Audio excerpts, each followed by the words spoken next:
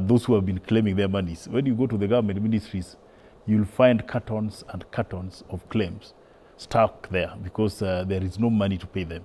So whatever we are doing under this issue of sorting out claims must be real so that we save families. It's a real issue in the government, and this one I can tell you because there is a bill currently in Parliament trying to remove waiver from being invested in insurances back to the National Treasury.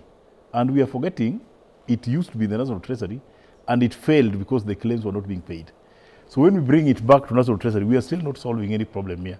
So this thing of trying to sort out claims and giving these specific monies might not come to an end very soon, or it might not stabilize very soon because the demand is growing, our response rate is low, and the growth will continuously be there and will demand more than even 1-point-something trillion we are talking about today.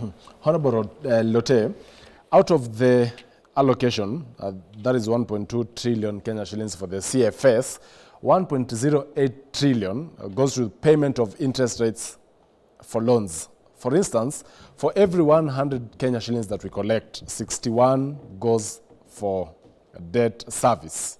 39 now remains for, of course, the budget and etc.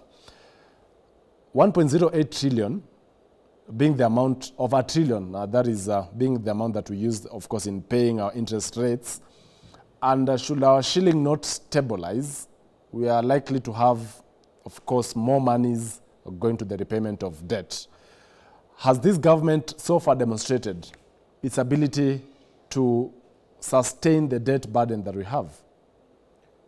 Well, I think, first of all, we are paying for our appetite, the loans appetite. We are really having to pay for it because if you look at the administration of both Kibaki and Uhuru and now to Ruto, you realize that Kibaki left us a very stable economy in terms of how much we had borrowed. And had we gone with that projection, we would have actually moved out of debt. But I think when Uhuru took over, the debt, the appetite for taking loans from abroad and also from local became huge to levels where now most of our monies, 1.08 trillion, goes to repayments of our debts. That includes interests. I was surprised when I looked at the repayments of our country last year, where 600 billion, or slightly around that figure, is actually to repay the actual amount that was taken. But 700 billion was actually supposed to be used to pay interest. You see, we're paying more interest than that we took. So it is very expensive to take a loan because you pay more. So we took 600 billion for our development, but we are paying 1.1 trillion for the entire thing, for the interest. The interest is bigger than the amount of the principal amount.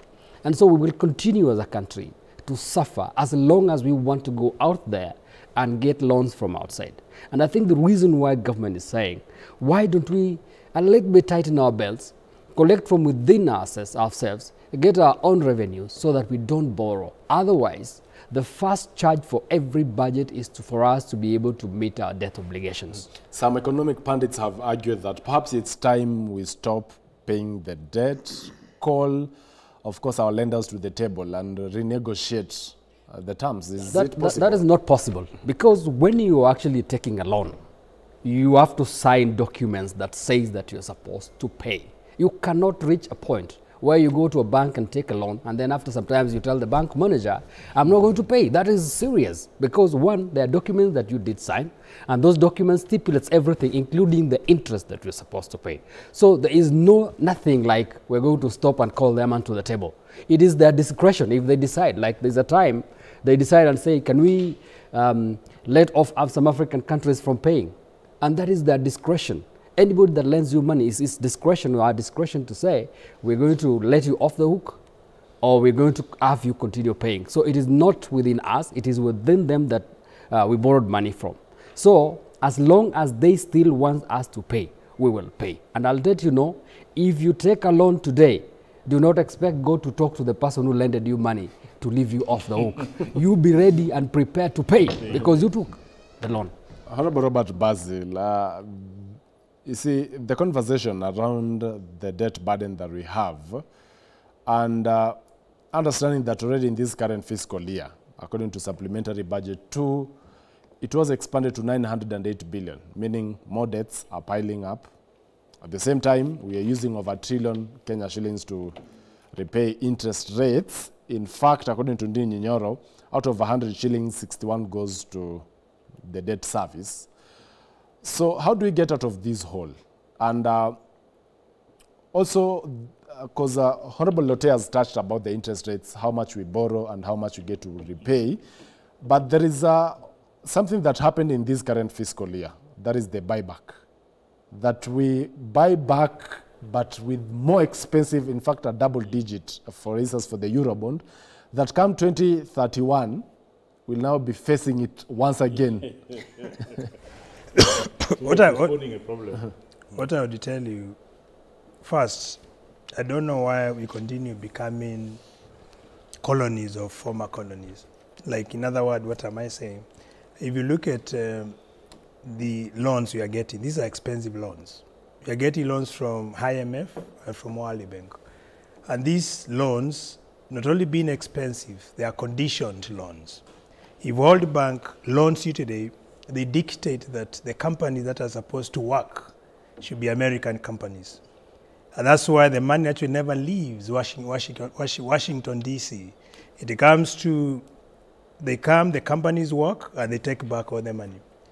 And that is the reason why you find in repaying these loans becomes a challenge. Why can't we get loans that are cheap from African Development Bank?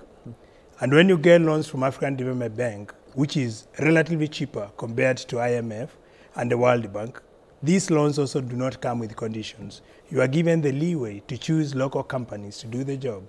That is more sustainable in terms of investing on your projects and the repaying. And again, on the other side. So we should focus on the African Development Bank. Yes, we don't need to continue the path of trying to please. It's interesting, the president the other day was with the president of the African Development Bank. But why do you think he then prefers to go to IMF or World Bank? It's because, you see, Americans, for example, of course, they have interest, specific interest to Africans. And actually, their agenda is to perpetuate their interest, which comes first compared to other nations.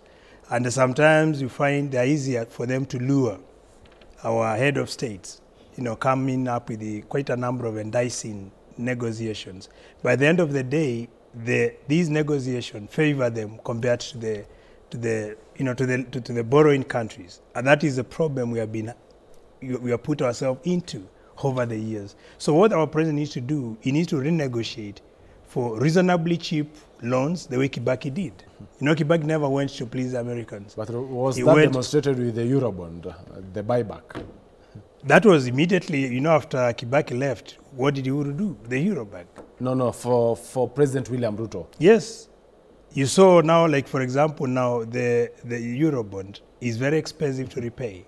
And for you to pay this, you mean you increase more taxes, you add more burden to your already struggling citizens, and the cost of living becomes unbearable, and you see strikes. You have seen workers striking, business people demonstrating, etc. These are symptoms or outcomes of the very poor negotiated loans. But if we could borrow money... So, for instance, on the Eurobond, you are faulting the president for how he negotiated the buyback, considering the double-digit interest rates that are there. Absolutely. And that is why you saw, as a way to sustain, to be able to repay, what happened? We had to increase tax. The 2023 Finance Act was introduced to be able to meet the repaying of the Eurobond, and at the same time show the capacity of our country to be able to borrow. Because when you increase more taxes, they put you in a very, I would say, superficial assumption that your country can be able to repay loans based on taxes. So these are some of the challenges we have been witnessing. And now with this 2024 finance bill, the reason why, as much as you are going to fight, you'll see it sailing through, is because there is external forces that we don't see. These are external forces are the ones which dictate and tell you you have to prove to us that you can be able to repay these loans. How do you prove? Increase more taxes to show the ability to increase your revenue base. And that hypothesis eventually doesn't work, because when you increase more taxes, the disposable income shrink. And when it shrinks, people hold on. They don't even want to spend. And that panic mood lowers the expectation of your revenue machinery to be able to collect money. And that is what is going to happen. And industries, before I close, will actually run away. Can I tell you more than 10 companies have closed and left to Tanzania and Uganda? And these companies have gone with Kenyan workers. So they are producing there, but selling to Kenya. So we continue now becoming a very strategic net importer, like a market basically. They produce, they bring to us. And that is what I said initially, is going to give us a very unhealthy balance of payment and balance of trade, unless we correct what we are doing. Honorable Lote. Basically, the buyback of the Eurobond points to a very critical element of our government operations and also our revenue collections. Because when the Eurobond was taken, way back when Uhuru and Ruto came in the first term, the expectation was that we're going to invest in infrastructure and that the infrastructure was going to pay back, and that by 10 years, we were able to pay based on our investment. So the fact that 10 years after, we were not able to pay, but then we had to actually go and buy back on an expensive loan, basically tells you that our investment priorities never worked. And I think that is where the problem is.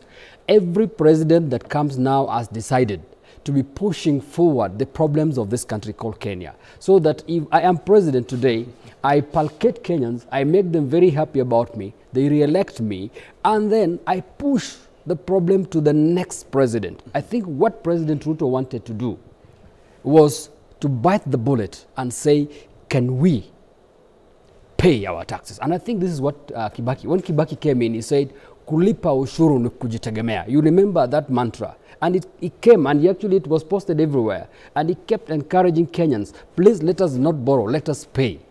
Well, we performed fairly well. But when Uhuru came, and then with the Eurobonds, with this big investment, thinking that we're going to be a country within 10 years getting out of loans, we went wrong. We went to a very wrong path, and we will continue going to a wrong path if we continue depending on loans. This buyback was a problem by itself. It actually showed that we were not able to collect what we were supposed to collect. Our industries, our investment of the first Eurobond was a mess, that we used that money to facilitate transport, where we put money onto MCS to go to Dubai, to go and see a Muzungu and come back spending 30 million, and then we're saying that that is an investment. There is no investment that is taking place. In fact, for me, I will say, counties wasted a lot of our money, and counties continually waste a lot of money.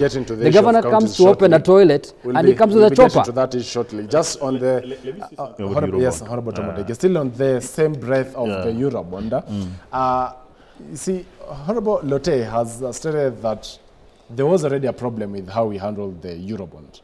But then do we cure a problem with yet another problem? Because I believe if negotiations were made in terms of getting perhaps a cheaper buyback for the Eurobond, then it wouldn't be double problems for our country.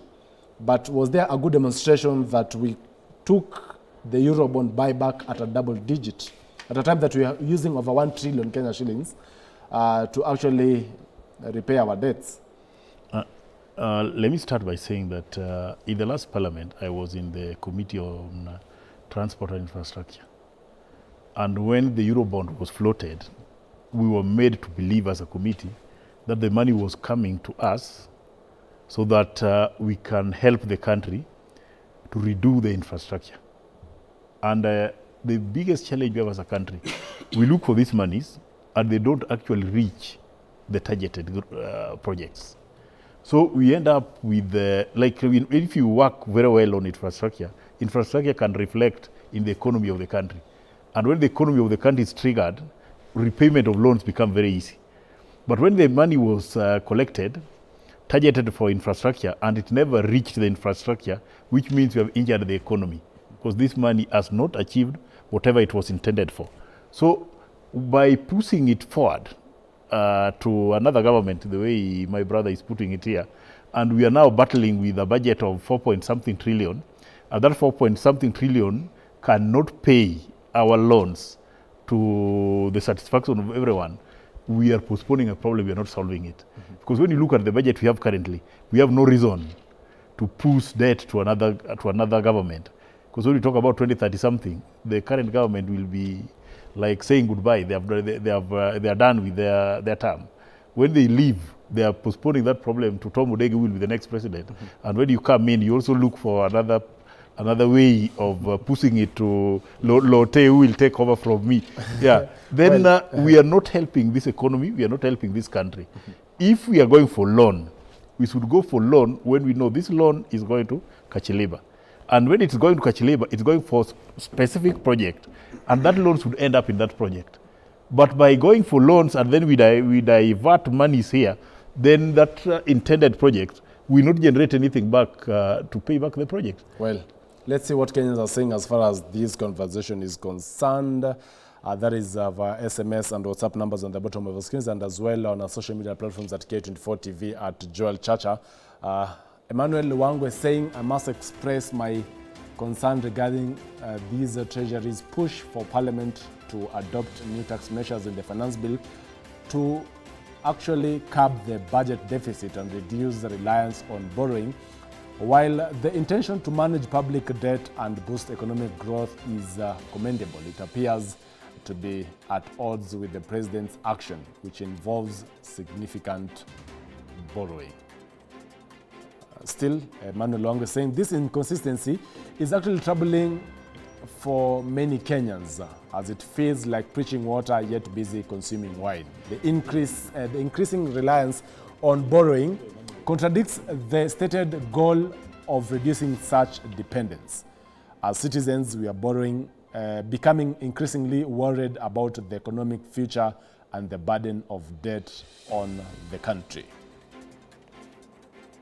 Samuel Wekesa, while these measures aim to manage public debt and promote economic growth, the pressing question is whether the taxes will be well utilized, considering our history of mismanagement and theft of public funds.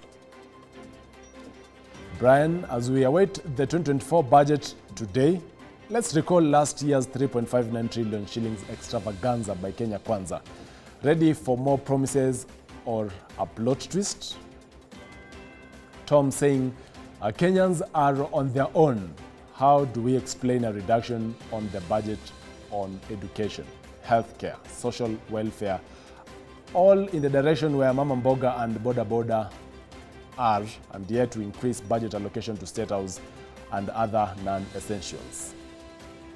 Also, Douglas, living within our means, we have a budget of 4 trillion with a mega deficit and equally taxing Kenyans. Our government must know that will not solve all our problems in 10 years. Keep your views, of course, streaming in. And also we have Peter saying, how will this fiscal gap influence essential public services and infrastructure projects? Of course, our members here in studio will be answering some of your feedback. But even as we respond to those feedbacks, let's now talk about how much has been allocated for the judiciary, 23.69 billion, and as well Parliament, 43.6 billion Kenya shillings. Honorable Tom Odegi. When you look at the comments trickling in, I think majority are supporting our position, because we are all worried about this new tax regime and what we are planning to do with the revenue we are collecting and how we are projecting, and we know where our revenue base is. So what is coming out very clearly to Kenyans, and I think one of them has brought it very clearly. The concern is about this money you are collecting. How do we spend it? Another one talked about wastages, which we have also tried to explain here, because we are looking for more and we are wasting a lot. So if we don't handle the issue of wastages, no matter what we are trying to come up with here, we will not still save anybody here. So long as we don't have a very clear way of managing our or improving on our infrastructure, we cannot rig our economy. Again, there is no way you can tell Kenyans that you are increasing your taxes and you don't have a clear way of funding education. They have indicated very well that education funding is coming down, health funding is coming down, and social welfare. Those are areas which every Kenyan is looking for. Like now, the one who has said the Mama Mboga. The Mama Mboga, when you increase taxes and you continuously increase taxes on consumables, the Mama Mboga is not spared. So everybody who is doing business, whether small or big, must be concerned about the consumables. There was also an issue of theft, and of course we understand for this to be unearthed, there needs to be financing of the Office of the Auditor General, for instance, which has been allocated 8.5 billion Kenya shillings. And when the Auditor General flags, of course EACC can investigate, and at the end of the day, these cases will end up in the judiciary. Now, the judiciary has received an allocation of 23 billion Kenya shillings. Do you feel it's sufficient? The money is not sufficient, yes. And the Office of the Auditor General needs a lot of empowerment. But when you go back to Kibaki regime, as much as all those audits and EACC were empowered, yes, but what helped the Kibaki regime? The general public, the whistleblower, were given a lot of hearing. Like these police bribery cases along the roads, it was stopped by the public, members of the public. And when the members of the public reacted, they were supported. If we don't empower Kenyans to know their rights, and you empower Kenyans to say the truth and raise their voice when a malpractice has occurred, this thing will come down. Like when you talk about these issues bordering the corruption in the county, this procurement and everything, if I'm a supplier or a contractor and money is demanded from me, who is supposed to report? Do I wait for the Auditor General? It's supposed to be my own duty to report. And if I report, will I be victimized? So if we make this one to be the responsibility of every Kenyan, we don't leave it only to wait for the Auditor General's report, because those Auditor General's report, well, they don't cover us 100%, because those people who are doing procurement and those people in the accounts, they can also cover themselves.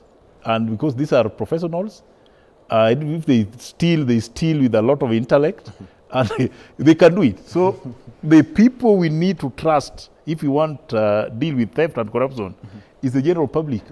The general public will give you report as it happens. Honorable Lote, even as you respond to the feedback from Kenyans, on how much judiciary has been actually allocated, 23.69 billion Kenya shillings, understanding much as Kenyans or whistleblowers will come out and of course highlight a particular corruption case, they will end up in the judiciary. But if at all we don't have a judiciary that is well empowered, we might not even realize the whole goal of whistleblowing. And 23 billion Kenya shillings being the amount that the whole judiciary gets. Understand we have corruption cases that are multi-billion. In short, someone steals more than what even the judiciary gets. Sure. Well, I think when we look at the way revenues are divided, one, there are three arms of government. There is the executive, there is the judiciary, and then the legislature, parliament. Look at how much has been given to the judiciary, 23 billion only. Look at what parliament has been given, 43 billion only. Combined parliament and judiciary is not more than 70 billion. Actually 60 billion for the two arms of government, which are equally important in this country. Then the rest of the monies, 400 billion goes to counties to be wasted. And I'll say this, and I do not have qualms about it, because if you look at how counties are expending, if you look at how counties are misusing money in travel, foreign trips that do not have, foreign trainings that do not have anything that it benefits this country.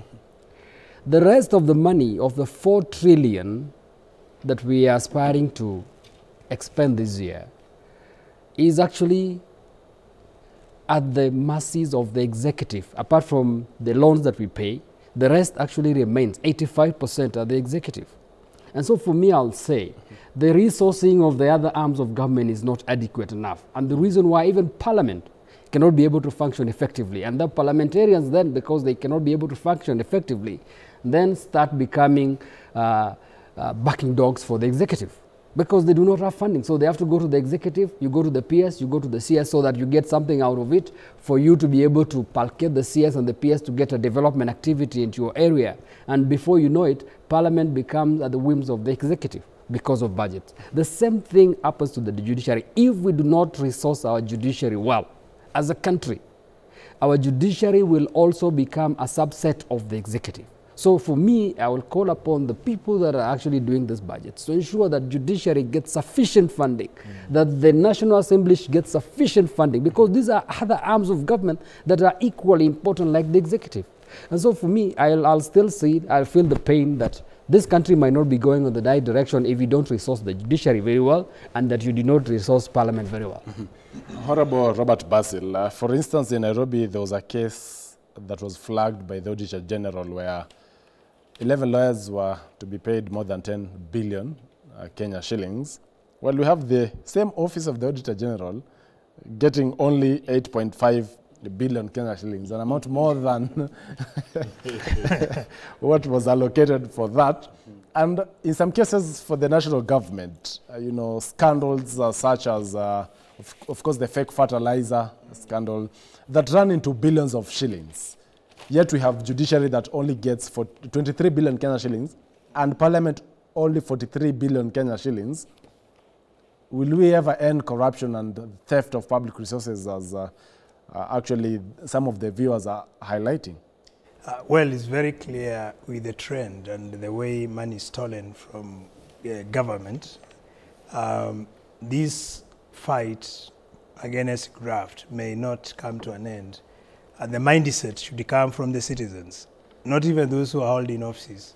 Because citizens, we need to start from the citizens, where we say no to corruption. Even when we are voting during campaigns, you find, of course, if you speak with the citizen and you leave them, they'll say, we hear with our mouth, not with our ears. So this kind of mindset and approach to issues on development should come to an end.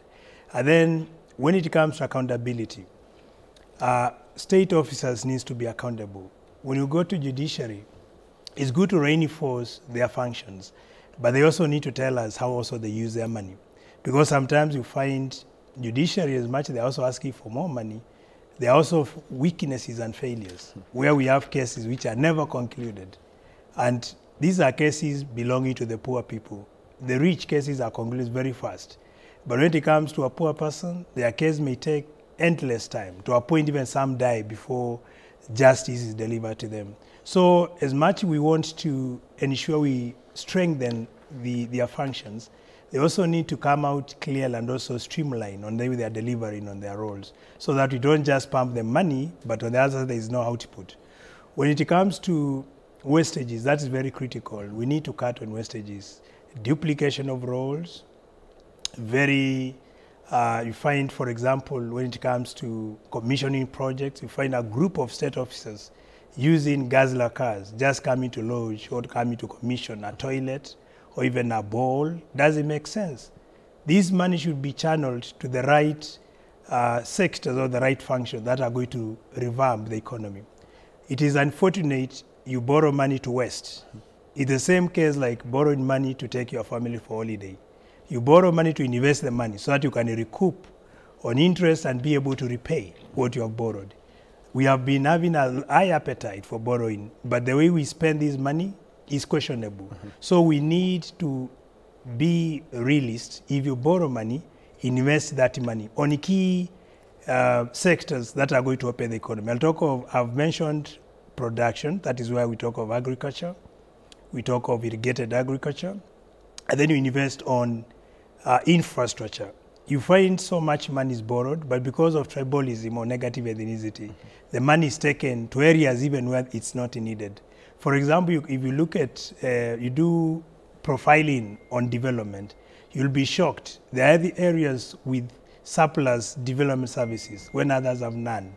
So if you do proper baseline data and channel money where services are needed, if you talk of roads, you look at roads, for example, tarmacking roads, you don't just take money for tarmacking to roads which are not very critical or which are not going to boost the economy. You need to understand there are roads which are important, which could actually support the growth of the economy. I'll give an example, and I'm not saying that because I represent the other constituency. As you come from Nyeri, there is a road going to a place called Makuyu. And from Makuyu, the tarmac road is tarmac from the Nyeri Highway to Makuyu. From Makuyu, there is a road which can take you all the way to Mombasa. Cutting through my constituency, you go to Kitui, then you join Mombasa Road.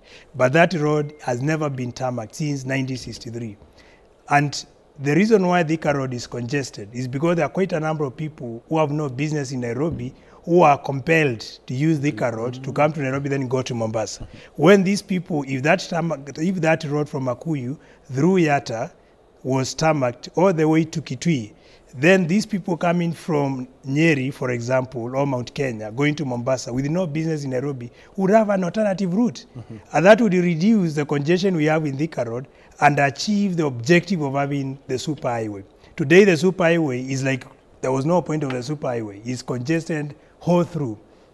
But because of tribalism, someone somewhere will say, this area would not get many votes. So they don't see that as a very essential road to open the economy. They divert money to other areas where the money will not give us more value as it would have if it was channeled to that particular road. So let's put our mind in a way that we channel money where it is needed. And that is the only way we can move forward. Look at the equalization fund. Yesterday, the day before I spoke in Parliament, I was shocked. For example, hardship areas, constituencies categorized as hardship were omitted in the equalization fund. And other constituencies, I would give an example, for example, Kericho County was there in the equalization fund. Then you ask yourself, Kericho, it's known for tea, and it's not an hardship county. We have other counties which are hardship, and they were omitted in the equalization fund. What was the motive to omit them? You find it was basically someone who was working on these, the list of beneficiaries, and that tribal mindset. And this is what I'm always be telling state officers. Let's shun away from negative ethnicity, tribalism, and embrace our country as an holistic country, which deserves services based on the needs and how these services are important to the economy or the growth of this country. Well, we now focus on a very important component of the budget, that is the revenue targets. Now, 3.434 trillion will be the total revenue targets. That includes the ordinary revenue of 2.9 trillion Kenya shillings, and as well 441 billion in terms of the appropriations in aid. And even as we, of course, we continue with this conversation in studio, we have to expand it and also include views of other members of parliaments. And let's begin with this one from the Embakasi East Member of Parliament, Honorable Dr. Babu Owino, as far as the budget and as well the financing of the budget is concerned. And that is why the President has decided to increase taxes. This blame should not go to anybody else but the President, because he's the one who is claiming that he wants more revenue. But we've said times and again that increasing the revenue, increasing taxation will make the government collect less revenue. Why? Because of low demand and hence low supply. There will be no businesses, killing businesses. You've seen the pressure that the manufacturers had yesterday. They are really hurting. So we are at a level where we cannot manufacture, we cannot produce.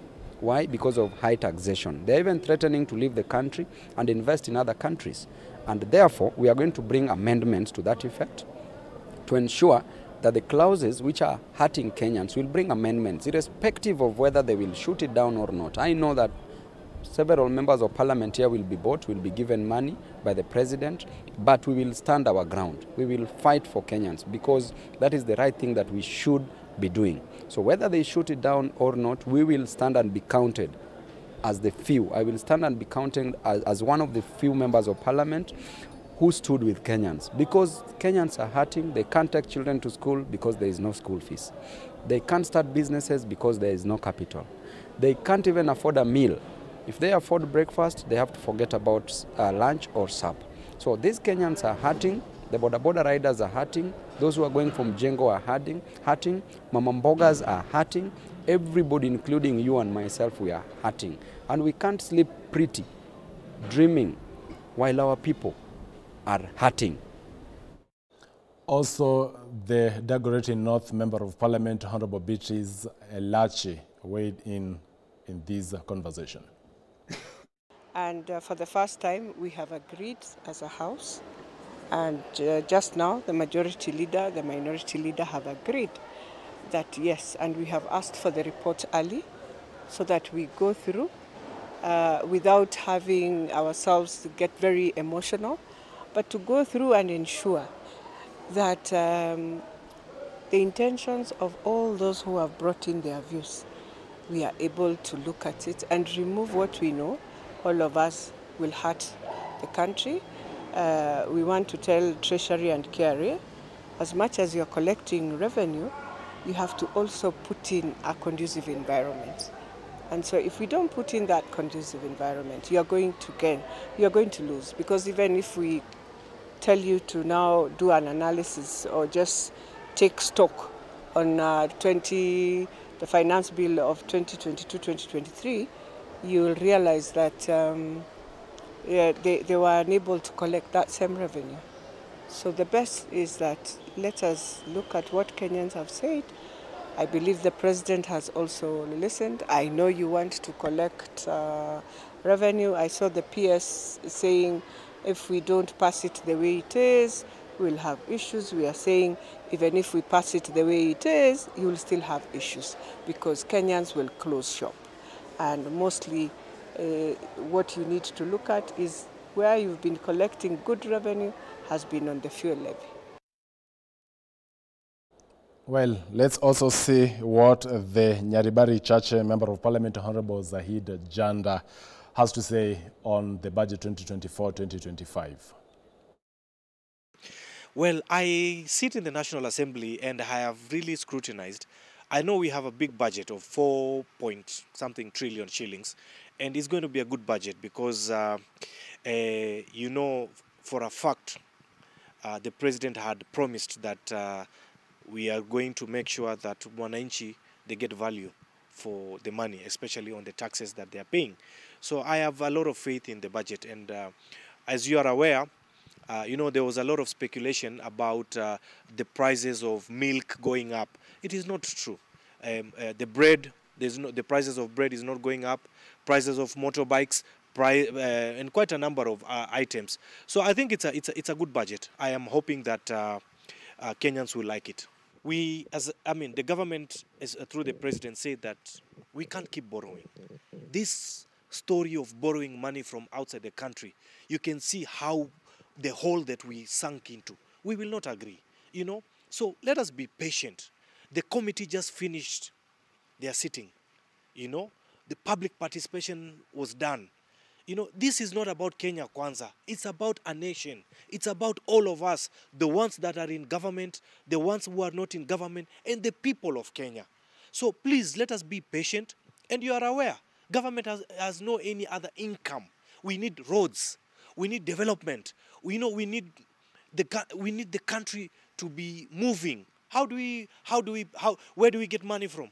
Through taxes, you know. So let the country be patient. Let Kenyans be patient. I am certain, as leaders, the finance bill will be something very good for this country. And of course, to balance it, 2 members from Azimio, 2 members from Kenya Kwanza. Let's also have another bite from the Nyeri Town Member of Parliament, Honorable Duncan Madhenge, on the budget 2024-2025. That Parliament, upon approval of the budget policy statement that set a ceiling for the total expenditure by government in terms of revenue to be spent, and the total or the top ceiling for every ministry and government agency, Parliament already tied itself to the next stages of the budgeting process.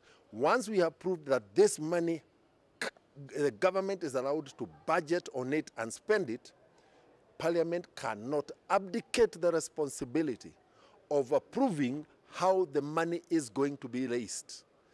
And therefore, the option of rejection in total of the finance bill is not on the table for Parliament. So what are the options?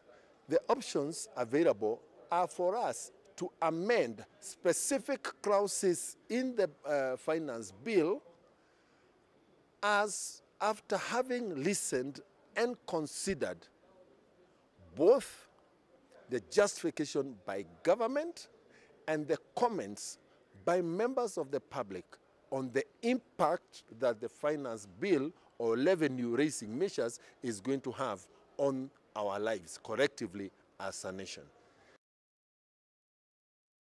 Remember, as we continue to get the views of members of parliament, as a viewer, you also have an opportunity to contribute. That is via social media platforms at K24 TV, Joel Church, as well on our SMS and WhatsApp numbers on the bottom of your screens. I'll be sampling your feedback as they stream in. Honorable Lote, of course, you've listened to your colleagues from both sides, K24 and Azimio, on what they say about this particular budget, and as well the revenue measures that are there. 2.9 trillion target for the next fiscal year at a time that we already slashed the current fiscal year's revenue targets by 250 billion Kenya shillings. Is it attainable? What are your views also on the Finance Bill 2024? Well, I think when we talk about budgets and how we resource our budgets, it's not about being in Kenya Kwanza or being in Azimio. It's about the realities that hits Kenyans. Every Kenyan, whether you are in the ruling party or you are in the opposition party, suffers the same consequences. And so I debate on this matter in a manner that I talk about what affects Kenyans. For me, I think we need not to increase our budgets beyond levels, because we first of all need to see whether we have the capacity to be able to reach that aspiration. I will say three things, and I think the president knows this, and the president has spoken about it. If the government is able to do only three things, I think we can be able to be prosperous as a nation. First, and I think we've spoken about it here in the studio, let us stop the wastages. We do not need to raise money for others to waste. The people that go through sitting under the sun to sell that vegetable, then they are taxed so that some people sit in very high offices. Some people use first-class aircrafts to go for luxury. It's a crime, and I think God is going to punish us as a country. We need to stop the wastages that are in this country. That is the first thing. We do not need to raise our budgets to 4 trillion. We can come to 2 trillion and still be able to achieve what we will have achieved if we cut on wastages.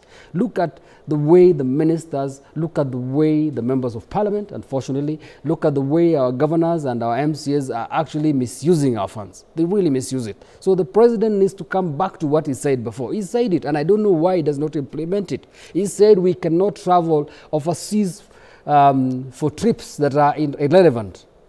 And you can still see a minister going with a PA and a blogger and a cameraman. And you wonder why we want to ask Kenyans to fund for the luxury of people. The president needs to come and say, I want to curb on travel, just travel, locally and internationally. If he does that, we do not need to go for 4 trillion, because I think 1 trillion or so of our money goes to luxury of the officers. 2, the president needs to actually reduce this thing called the budgeted corruption. If you look at this budget that we were speaking about, there are a lot of things that go in there that people have already set to enjoy. And so a product that will have gone, a pen that will have gone at 20 bob is budgeted at 50 bob, because somebody at the procurement, somebody sitting in these offices knows that if I do 50 for that pen, 30 is mine. That budgeted corruption needs to be stopped. If we stop that, we do not need a 4 trillion budget. The last one, and I will say this, we do not need to punish all loyal Kenyans. Let us go for penalties. Let us not increase VAT or excise tax or income tax. Let us go for penalties. In one country, one state in the US, they get most of their revenues based on penalties. There are a lot of law breakers in this country that go scot-free. Can we have our matatus regulated so that anybody that breaks a law in this country should be punished highly? If we do that, we're going to raise a lot of money. And the reason why police are always on the road, even when it is raining, because they get a lot of money that will have actually gone for penalties if we institutionalize our penalties and we start getting money from just matatus alone, for example. Those that are actually cutting through roads, those that are walking through shoulders, those that go through petrol stations, those that are overcrowding. If we only go for penalties, leave Kenyans, the ones that are law abiding, to do what they do. Penalties alone can give us $1 trillion, I'm telling you. $1 trillion. So that we do not punish other Kenyans, we punish those that are breaking the law. Well, that way, we will be able to have a budget that is meaningful, that is not hurting on Kenyans.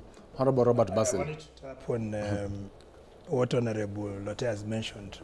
Also as you're in the conversation on the finance bill. Yeah, because you see, ideally, when you talk of the penalties, I meant suggestion to one of the advisors to the president, the economic advisor. I don't know why he did not take into consideration what I told him. I told him, instead of increasing taxes, we can actually collect more money by ensuring that we deploy technology to collect more revenue from lawbreakers. Yes. If you talk of the road transport, the road sector, that is the road transport, for instance, the human element of having traffic officers there to collect or to be able to manage, you find the bribery element can never be eliminated unless we employ technology. We put cameras that are linked to your number plates, serialized number plate of your vehicle, even your motorbike. And these cameras should also take, the visual images of those, even the passengers the passengers who are crossing the zebra crossing. Assume the traffic light is red, and here you are a pedestrian, and you are trying to cross the road when it's red. That camera should pick your image, and you link that with your M-Pesa. That is happening in the US, is happening in Russia and many countries, such that we bring sanity in our cities and we collect more money. I've lived in a number of countries and I've seen it applying.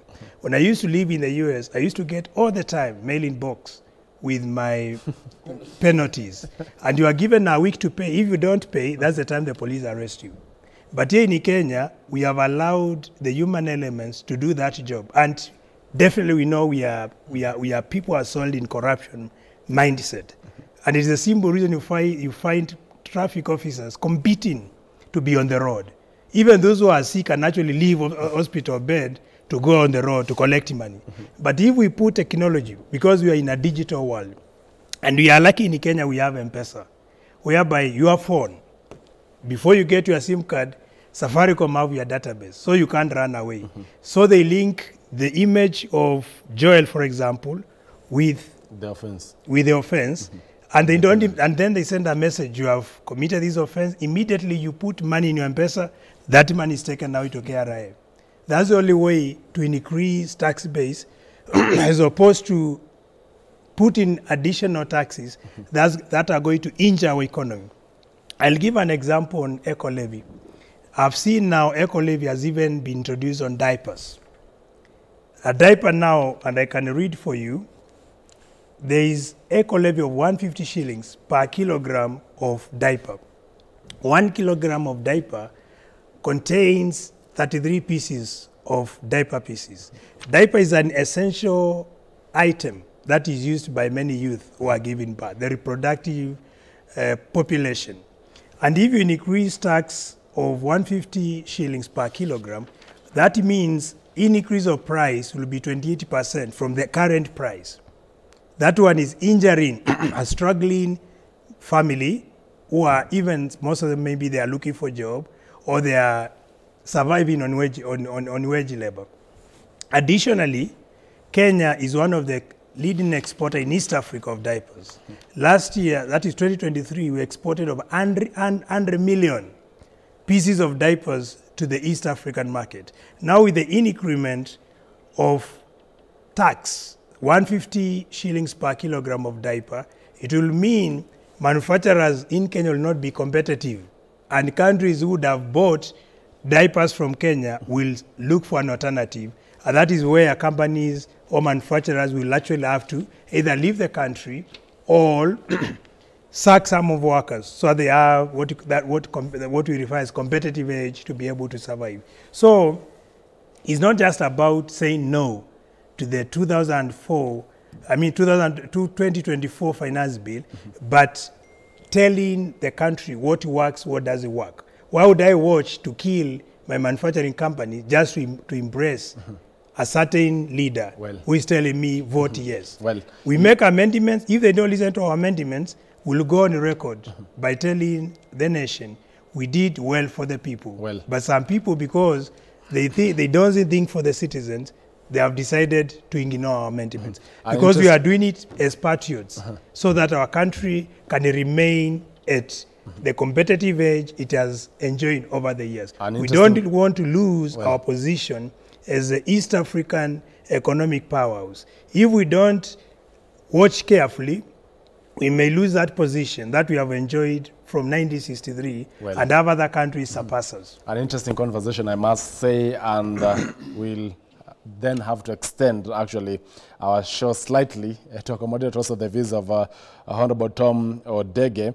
But also in the upcoming segment, we'll be having Honorable Nabin Abwera, who is the Lugari Member of Parliament, Honorable Geoffrey Ruku, Mbeere North Member of Parliament, Ruth Kinyanjui, an economist, and as well Honorable Gabriel Kagombe, the Gatundu South Member of Parliament. A big conversation on the budget 2024-2025. Keep sending in your views. Of course, I'll be sampling some of them. We take a short commercial break. We'll be back with this conversation. Stay tuned.